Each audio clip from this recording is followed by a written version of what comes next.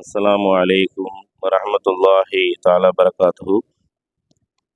பேரன்புமிக்க பெரியோர்களே, நண்பர்களே, ஒரு பெரிய பணக்காரர் மக்களுக்கு மத்திய ஒரு அறிவிப்பு செய்கிறாரு. சூரியன்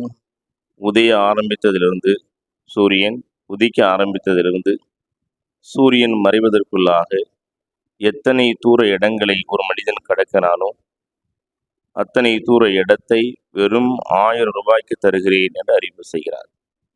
ஆனால் ஒரு நிபந்தனை, சூரியன் உதிக்க ஆரம்பித்த போது நடை ஆரம்பித்தானே, அதே நடை சூரியன் மறைவதற்குள்ளாக அவன் நடக்க ஆரம்பித்த அந்த இடத்துக்கு வந்துவிட வேண்டும் என்கிற ஒரு நிபந்தனை.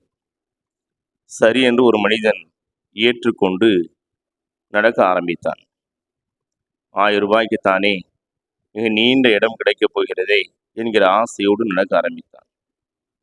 கொஞ்சம் மெதுவாக நடந்தவன், இப்படி மெதுவாக நடந்தால் நம்ம குறைவான இடம்தானே கிடைக்கும் என்று கொஞ்சம் வேகமாக நடந்தான். அப்போது இதைவிட வேகமாக ஓடினால் இன்னும் கிடைக்கும் என்று இன்னும் கொஞ்சம் வேகமாக ஓடினான். ஓடி மிக நீண்ட தூரம் கடந்து விட்டான். இப்பொழுது அவன் சூரியன் மறைவதற்குள்ளாக அவன் ஆரம்பித்த இடத்துக்கு வர வேண்டும். திரும்ப ரிட்டன் வருகிறான். இவன் நீண்ட தூரம் சென்றதினால் அவனால் திரும்பி வர முடியவில்லை. அவன் ஓடி வருகிறான், உட்கார்ந்து வருகிறான், நடந்து வருகிறான், எவ்வளவோ முயற்சி செய்து வருவதற்கு முயற்சிக்கிறான். அவனால் முடியவில்லை. கடைசியில் அந்த இடம் வரும் முன்பாகவே அவன் மரணித்து விடுகிறான். இப்பொழுது இந்த நிகழ்வினுடைய செல்வந்தர் சொன்னார், இவன்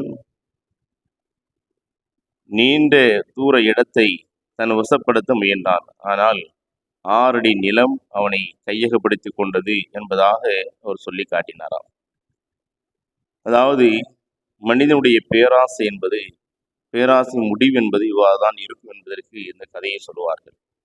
அதனால்தான் நபியர்கள் சொல்வார்கள், ஒரு மனிதனுக்கு ஒரு ஓடை நிறைய தங்கம் கொடுத்தாலும் இன்னொரு ஓடை இருந்தால் நன்றாக இருக்குமே என்பதாக மனிதன் எண்ணுவான்.